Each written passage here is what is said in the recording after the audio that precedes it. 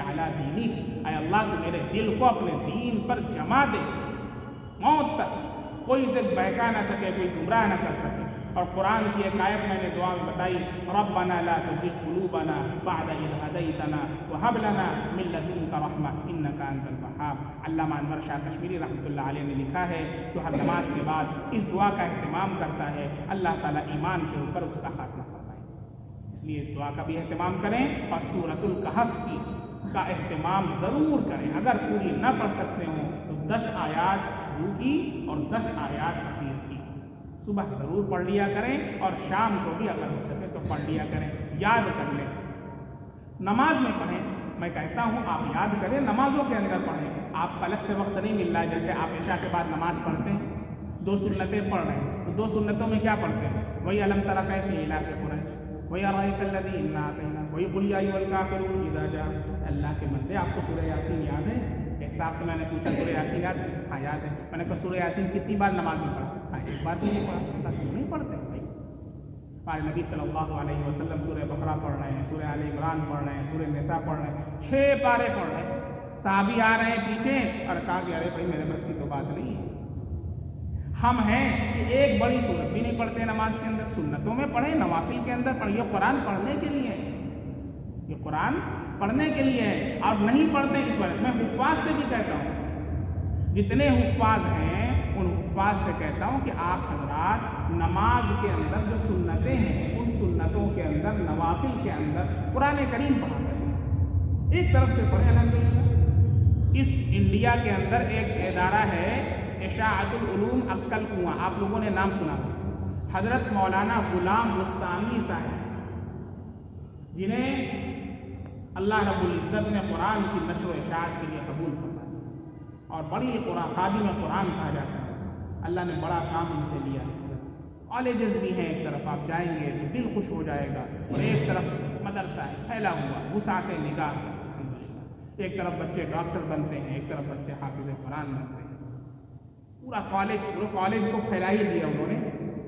تو وہاں کا نظام ہم نے دیکھا الحمدللہ۔ مغرب کی نماز وہاں پڑھا، تو اس کے بعد دیکھا کہ مغرب کے بعد 2 رکعت سنت اور 2 رکعت نفل۔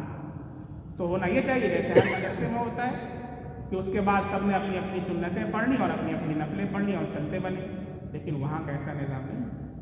اسی وقت کے اندر میں نے دیکھا نماز کے فوراً بعد 2 بچوں کی جوڑی بن گئی، پہلے سے بنی ہوئی 2 بچوں کے پیئرس بن گئے، پیئرس جوڑی، ٹھیک ہے، ایک بچہ تھوڑا سا آگے، ایک بچہ تھوڑا سا پیچھے، ایسے ہی پوری مسجد کے بہت بڑی مسجد ہے۔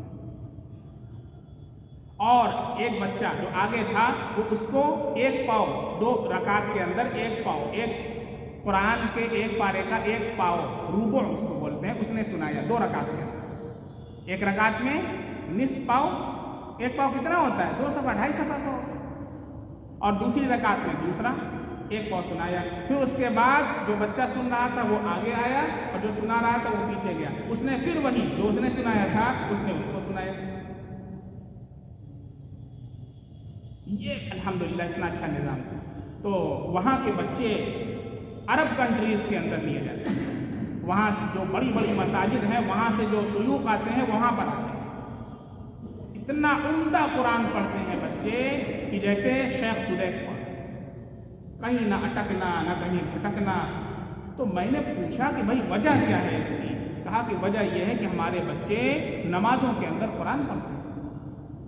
میں نے کتنے مدارس والوں سے کہا کہ کوئی عملی کرنے کے لیے تیار ہے؟ اللہ کے واسطے جو ہماری بات آپ لوگوں تک پہنچائیں، جتنے مدارس چل رہے ہیں، آپ اپنے مدارس میں کوئی اچھی چیز اسے لینے میں کیا ہے؟ آپ لے دیکھیں آپ کے بچوں کا قرآن کتنا اچھا ہو جائے گا انشاءاللہ۔ مغرب بعد ویسے پڑھنا ہے 2 سنت 2 نفل، 5-10 منٹ آپ کا لگے گا، 15 منٹ لگے گا، لیکن اس میں آپ دیکھیں 1 مہینے کے اندر بچوں کا قرآن کتنا مزید۔ اور جتنے حفاظ ہیں ان سے بھی میں کہتا ہوں کہ آپ کو جو رمضان سے پہلے الگ سے تیاری کرنا پڑتا ہے اس کی نوبت ہی نہیں آئے گی انشاءاللہ۔ ہمارے مولانا ابرار صاحب ہیں، فجر کی نماز میں وہ سمجھ لیں پورے سال میں قرآن پڑھتے ہیں، اور پورے سال میں 2 قرآن الگ سے مکمل ہو جاتا ہے تراویح کے علاوہ۔